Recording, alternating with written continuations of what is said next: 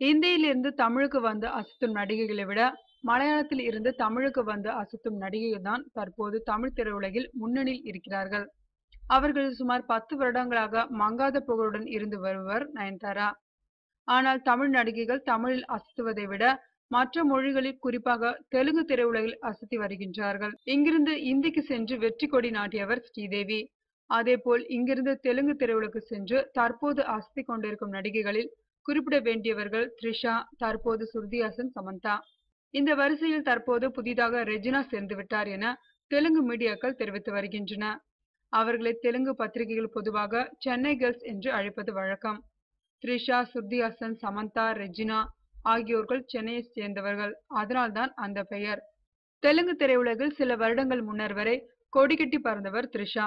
பின்னர் சிறு இடைவெளி அவருக்கு விழ அந்த இடத்தை சமந்தா பிடித்துக் கொண்டார். ஆனாலும் த்ரிஷா தற்போது கன்னடத்தில் ஒரே படத்தில் டாப் ஸ்டார் ஆகிவிட்டார்.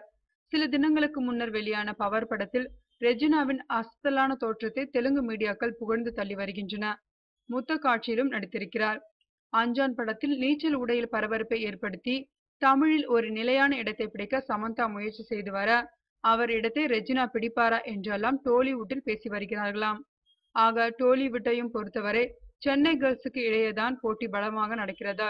இவர்களில் தற்போது ஸ்ருதி ஹாசன், சமந்தா, ரெஜினா யார் அடுத்த இடத்திற்கு போக இருக்கிறார்கள் என்பது அடுத்தடுத்து வெற்றியை பொறுத்துதான் தெரிய வரும்.